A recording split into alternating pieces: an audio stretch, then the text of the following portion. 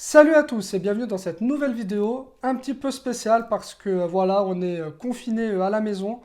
Donc du coup, j'ai eu l'idée de vous faire une petite vidéo où je vais vous conseiller 10 films à voir sur Netflix. Alors, je tiens à préciser que ça ne sera pas des films connu de tous, parce que je pense que du coup, il n'y a aucun intérêt de vous parler de la trilogie Batman, d'Inception, de Pulp Fiction, de Mad Max, d'Interstellar. Donc du coup, je ne vais pas vous conseiller ces films-là. Je pense que vous les avez déjà vus, ou du moins vous les connaissez déjà. Je vais plutôt aller sur des films un peu des seconds couteaux, donc des très bons films, mais des films peut-être pas connus par tous, ou peut-être des films que vous avez dans votre liste depuis belle lurette et que vous n'osez jamais vraiment lancer. Donc c'est plutôt de ces films-là que je vais vous parler. Alors après, ça reste quand même des films quand même connus, mais pas forcément connus aux yeux de tous. Donc ça sera voilà 10 films, petit résumé bref, mon petit avis perso, et on va détailler un peu ça ensemble. Premier film que je vais vous présenter, que je vais vous conseiller de voir sur Netflix, c'est Nocturnal Animals, qui est donc un film avec Amy Adams, Jake Gyllenhaal et Michael Shannon et aussi Aaron Taylor Johnson. Ce film en fait raconte l'histoire de Suzanne, qui est une femme qui s'ennuie totalement. Son mari la trompe, il se barre tout le temps, donc elle est tout le temps seule chez elle. Et un jour, elle reçoit un manuscrit, et en fait, c'est son ex-fiancé qui a écrit un livre, et en fait, il lui envoie un petit peu la version test de son livre pour qu'elle puisse le lire. Donc, du coup, pendant tout le film, elle va lire ce livre, et en fait, ce livre va en fait la ramener un peu à ses démons, va en fait totalement bouleverser sa vie. Et voilà, en fait, il y aura une espèce de consensus entre la fiction et la réalité. Alors, c'est un film, déjà, il faut savoir que c'est un thriller pur et dur. C'est un film assez sombre, assez violent, mais c'est un film que j'aime énormément. Quand il est sorti au cinéma, c'était un petit peu une petite claque pour moi parce que j'en attendais pas grand-chose et j'ai été agréablement surpris. Il y a des scènes qui sont vraiment intenses, alors un petit peu violentes, certes, je préviens, c'est pas pour tout le monde, mais c'est quand même extrêmement intense, c'est très prenant. On a un casting XXL, on a quatre grands noms, enfin trois et Aaron Taylor Johnson qui fait un petit peu sa place petit à petit, mais on a quand même pour moi trois grands noms avec Amy Adams, Jake Gyllenhaal et Michael Shannon. Et on a aussi surtout une conclusion pour moi qui est épique. Voilà, j'adore la fin de ce film et pour moi, en fait, l'ensemble de ce thriller euh, est vraiment top, quoi. On dirait vraiment un livre au cinéma, quoi, un thriller de roman au cinéma. Et pour moi, voilà, c'est une véritable réussite et je vous conseille grandement ce film. Ensuite, je vais vous conseiller Manchester by the Sea. Donc c'est un film qui a eu déjà quelques Oscars, donc il est un petit peu connu, mais je pense que pas grand monde l'a vu. Donc au casting, il y a essentiellement Cassie Affleck qui a eu l'Oscar du meilleur acteur pour ce film. On a aussi Michelle Williams et quelques autres acteurs un petit peu de second rôle, on va dire. Mais voilà, essentiellement Cassie Affleck et Michelle Williams, donc deux très bons acteurs. Le film raconte en fait l'histoire de Lee qui doit retourner dans son ancienne ville pour y enterrer son frère qui est décédé. Et en fait, ce retour aux sources, à son ancienne ville, en fait, va réveiller un petit peu d'anciennes douleurs et en fait va le confronter totalement en fait à son passé qu'il essaye de fuir. Et vu que son frère est mort, il va avoir la garde de son neveu. Donc du coup, on a plusieurs dilemmes pour le personnage principal pour le personnage principal pardon, qui va s'entremêler. Et du coup, on a un film qui est vraiment très dramatique. C'est un film un petit peu triste, je vous l'avoue, mais qui est quand même super bien fait. C'est un très beau film. Il y a des scènes qui sont vraiment bouleversantes, qui sont touchantes. On a des acteurs qui sont vraiment excellents. Et du coup, on a un film qui est vraiment assez beau, quoi, qui peut vraiment plaire un petit peu à tout le monde. C'est pas gnangnan pour autant. C'est voilà, c'est assez dur parce qu'il se passe quand même des choses assez tristes et assez dures. C'est pas du gnangnan, c'est pas à l'eau de rose du tout. Et voilà, c'est vraiment un très très bon film dramatique que je vous conseille. Troisième film que je vous conseille, Gangster Squad. Gangster Squad, donc avec un casting assez ahurissant. Josh Brolin, Ryan Gosling, Sean Penn, Emma Stone, Nick Nolte. Donc alors là, du coup, on a quand même l'élite quoi du casting, top. Donc le film raconte l'histoire de Mickey Cohen, donc qui est un parrain impitoyable de la drogue à Los Angeles.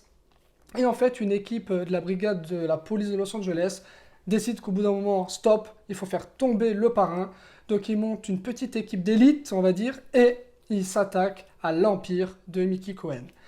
Donc le film a un petit côté Les Affranchis, dit comme ça. Donc on est vraiment dans du film de mafieux, de gangsters. Donc si vous aimez le genre, je pense que vous pouvez aimer ce film-là, parce que pour moi, c'est un film qui est très réussi.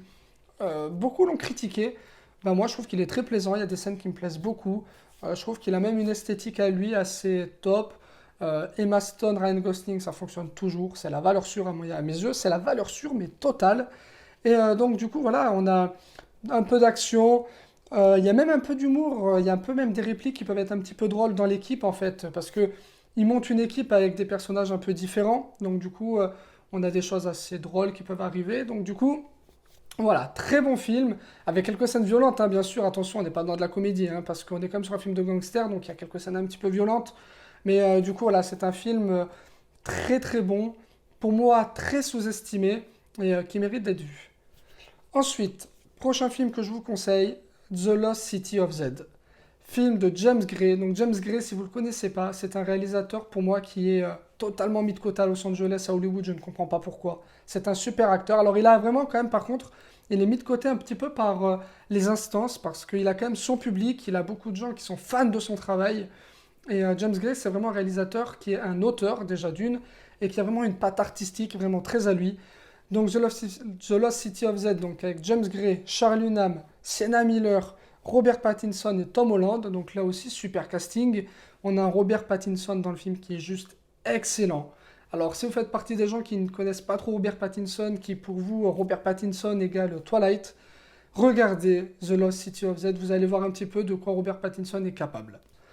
Le film raconte l'histoire vraie de Perceval Harrison Fawcett, qui est un explorateur qui a vécu au XXe siècle.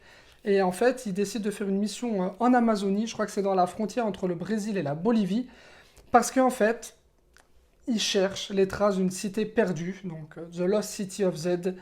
Et du coup, il est vraiment déterminé, donc il mène une immense expédition pour retrouver, ou du moins chercher et vérifier que cette cité a vraiment existé. Donc du coup, tous les personnages vont aller ensemble au cœur de l'Amazonie. Donc du coup, c'est un film d'aventure. C'est un film avec un rythme un petit peu lent. Alors, c'est-à-dire que c'est pas un film d'action du tout. Alors, le film pour moi est quand même assez bien rythmé, mais c'est un rythme assez tranquille. Par contre, on a, voilà, visuellement, le film est splendide. Voilà, on a vraiment la patte d'un grand réalisateur qui est aussi un auteur, comme je vous l'ai dit précédemment. Donc, du coup, on a un film qui est ultra complet. Pour moi, c'est un vrai petit bijou. Le film a été mis très récemment sur Netflix, donc franchement, je vous conseille vraiment de aller voir ce film. Ça vaut vraiment le coup d'œil. Ensuite, cinquième film que je vous conseille, c'est Ennemi de Denis Villeneuve, donc avec Jake Gyllenhaal et Mélanie Laurent. Donc ce film, je tiens à vous préciser tout de suite, c'est un film d'auteur. Donc c'est-à-dire film d'auteur, c'est-à-dire qu'il va laisser beaucoup de gens de côté. Je pense que c'est un film qu'il faut savoir un petit peu apprécier, mais pour moi c'est un excellent film. Et quand on arrive vraiment à rentrer dans le film, à comprendre ce que le réalisateur veut nous dire, pour moi c'est un petit bijou.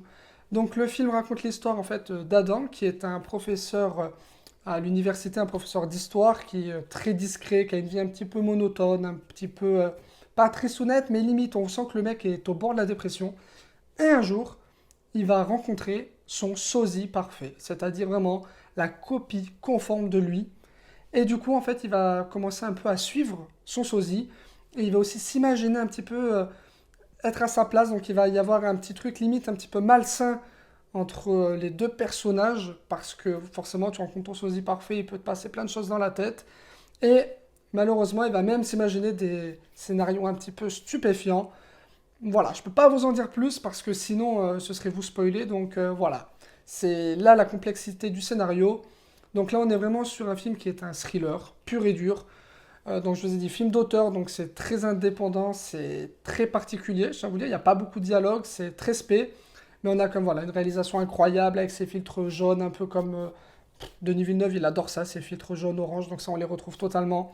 Il y a un scénario qui est très très bon, qui est très malin, qui est très tortueux parce que il faut réfléchir beaucoup pendant le film. Et on a un Jake Gyllenhaal qui est juste excellent. Voilà, j'adore cet acteur et je trouve qu'il est toujours au top. Donc voilà, c'est un film qui mérite d'être vu, mais voilà, je pense que si vous accrochez pas aux 20 premières minutes et qu'on vous perd, c'est terminé, ça sert à rien d'aller plus loin. Ensuite, sixième film que je vous conseille, Invincible, d'Angelina Jolie. Donc voilà, film sans casting XXL, on n'a pas vraiment des acteurs qui sont très connus, on a juste Angelina Jolie à la réal. Et le film raconte en fait l'incroyable histoire vraie d'un coureur olympique et qui fut ensuite héros de la Deuxième Guerre mondiale. On va suivre en fait tout ce qu'il a fait Et ce mec a une vie, mais ahurissante. Voilà, c'est incroyable tout ce qui est arrivé à ce mec. Donc le titre du film, c'est Invincible. Donc je vous laisse imaginer pourquoi on dit que ce type est invincible. Parce que honnêtement, quand on sait qu'en plus c'est une histoire vraie, c'est juste incroyable. Donc là, on est sur du film de guerre, mais pas que. Alors, parce que le film, il se déroule donc pendant la guerre, mais c'est quand même un film pour moi de survie. Où un mec doit encaisser un nombre de choses, un nombre de trucs, mais ahurissantes. Et donc voilà, pour moi, on est vraiment sur du film de survie. C'est très intense émotionnellement. C'est-à-dire que pendant la séance, on n'en est pas indemne. On a les mains moites, on transpire pour lui, on a peur pour lui, on a mal pour lui. C'est même des fois un petit peu violent, mais c'est quand même très très très fort émotionnellement. Et du coup, voilà, pour moi, Invincible, c'est un super film. Et pour moi, c'est une obligation de le regarder. Il est dispo sur Netflix, donc regardez-le. Ensuite, je vous conseille Dernier train pour Busan. Je vous ai déjà parlé de ce film dans mes vidéos précédentes. Je sais, j'en ai déjà parlé, mais je suis obligé d'en parler parce que c'est quand même un film qui commence à être connu maintenant. Mais pour moi, il n'est pas encore assez connu et assez reconnu à sa juste valeur. C'est juste pour moi un must de film de zombies. Donc voilà, pas la peine de vous raconter l'histoire vraiment. Invasion de zombies en Corée du Sud. Ça part en vrille et en fait, nous on suit nos héros qui sont dans un train, qui quittent la ville et en fait, forcément, invasion de zombies dans le train. Donc voilà, pour moi ce film c'est un petit chef-d'œuvre de réalisation, de mise en scène, d'intensité. C'est vraiment un film de genre qui est juste extraordinaire. Dernier train pour Busan. Après, c'est sûr que vu l'actualité en réel qu'on vit, c'est un petit peu anxiogène. Alors si vous voulez vous mettre un petit peu d'anxiété dans le cœur, regardez-le. Si vous voulez plutôt des trucs tranquilles, je pense que vous pouvez regarder celui-là en dixième, regardez d'autres trucs avant. Ensuite, prochain film que je vous conseille, The Nice Guys. The Nice Guys, donc, qui est réalisé par Shane Black, avec Ryan Gosling et Russell Crowe. Il y a aussi Kim Basinger, mais elle a un rôle un petit peu plus anodin dedans. Le film raconte l'histoire de deux détectives privés dans Los Angeles des années 70. Et en fait, ils vont devoir enquêter sur le prétendu suicide d'une actrice porno. Le synopsis peut faire rire, c'est normal, c'est une pure comédie. Et c'est une comédie qui est pour moi très très réussie parce que pour moi, dans le film, on rigole beaucoup. On rigole beaucoup, pourquoi? Parce qu'il y a beaucoup de comiques de situation. On retrouve aussi le cinéma un peu des années 90 avec deux personnages qui sont obligés de s'associer alors qu'ils sont très différents. Donc là, en l'occurrence, le personnage de Ryan Gosling et de Russell Crowe. C'est deux détectives qui ont deux méthodes totalement différentes de travailler, mais ils vont devoir s'associer pour résoudre leur enquête. Et du coup, voilà, c'est très drôle. Ryan Gosling dans la comédie, il est excellent. Voilà. On le découvre un petit peu comme ça en mode comique, mais il est très très bon. C'est drôle, c'est sympa, c'est fun, on passe un très bon moment. Et du coup, en cette période, voilà, contrairement au Dernier train pour Busan, je trouve qu'en cette période un petit peu morose, The Nice Guys est typiquement le genre de film qui peut vraiment faire du bien.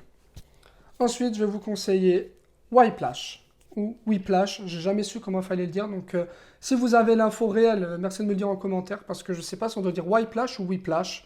En tout cas, film de Damien Chazelle, avec Miles Taylor et J.K. Simmons, et pour moi, là, c'est du pur chef-d'œuvre. Je sais que ce film est quand même assez connu, mais je pense qu'il n'y en a quand même pas beaucoup qui l'ont vu, et je pense que beaucoup, vu que c'est un genre de film musical, il y en a beaucoup qui n'osent pas aller dessus. Alors attention, c'est pas une comédie musicale, c'est juste un film sur le thème de la musique, donc il y a beaucoup de musique, mais il n'y a pas de chansons, c'est pas une comédie musicale. Et en fait, le film raconte l'histoire d'Andrew, qui rêve de devenir batteur professionnel, donc du coup il est à l'université, enfin il n'est même pas à l'université, en fait il est dans un conservatoire, et son prof va lui mettre en fait en quelque sorte la misère, parce que son prof, qui est joué par J.K. Simmons, qui est juste exceptionnel dedans, est vraiment un gros connard, quoi. C'est vraiment le prof qui va pas les torturer, mais qui va les torturer mentalement, qui va torturer ses élèves mentalement, qui va être même violent, qui va être agressif. Et du coup, voilà, c'est un prof qui est féroce et intraitable. Et voilà, ce film est pour moi vraiment un petit bijou. Il dure pas très longtemps. On suit vraiment ce qu'Andrew, donc le personnage principal qui prend un petit peu la misère, on arrive vraiment à se mettre dans sa peau. On a une réalisation qui est juste géniale, on a une mise en scène qui est top sur la musique. Donc si vous aimez la musique, si vous aimez le jazz, je pense que déjà vous avez déjà vu ce film. Puis voilà, si vous ne l'avez pas vu, le film il est fait clairement pour vous, parce que là c'est du très très très très très bon film. Pour beaucoup, Whiplash est meilleur que La La Land. Pour moi je préfère La La Land, mais voilà, dans la filmographie de Damien Chazelle, Whiplash c'est vraiment au sommet. Enfin, pour finir, le dixième film que je vais vous conseiller, c'est Mr. Wolf, avec Ben Affleck, Anna Kendrick, J.K. Simmons, encore une fois, et John Berthold. Donc en fait, le film raconte l'histoire d'un expert comptable qui est expert comptable au sein d'une société, mais aussi en sous-marin. Il gère plusieurs comptes en fait, de plusieurs mafias du monde entier. Donc c'est un petit peu l'expert comptable des mafias. Et un jour, en fait, il va y avoir une enquête un petit peu sur ses affaires. Et du coup, là, ça va totalement partir en vrille. Et on va se rendre compte que notre expert comptable, qui est joué par Ben Affleck, il a d'autres talents que celui de compter des chiffres. Et du coup, voilà, les cadavres vont s'entasser derrière lui. C'est un très bon film d'action, avec un scénario assez intelligent. Au début, on se dit, même dit comme ça paraît un petit peu basique, un petit peu même con. Mais non, non, il y a un bon scénario, il y a une bonne fin. Et le film, et voilà, s'enchaîne plutôt bien, ça divertit très très bien. Voilà, c'est pas le film du siècle, mais c'est un bon film qui divertit et ça fait du bien de voir un petit peu Ben Affleck dans ce genre de rôle. Voilà. Voilà, c'est tout ce que j'ai à dire sur mon top 10 des films Netflix que je vous conseille à voir en cette période de confinement. Comme d'habitude, n'hésitez pas à commenter, liker, partager et vous abonner. Surtout, prenez soin de vous, restez bien confinés chez vous. Et bientôt, on se retrouve en salle, au cinéma. Peut-être d'autres vidéos vont venir pendant ce confinement. Je vais essayer de voir ce que je peux vous faire, ce que je peux essayer de faire pour rendre un petit peu service aux gens, pour essayer de se faire un petit peu kiffer malgré le confinement. Prenez soin de vous et sur ce, je vous dis hasta la vista, baby.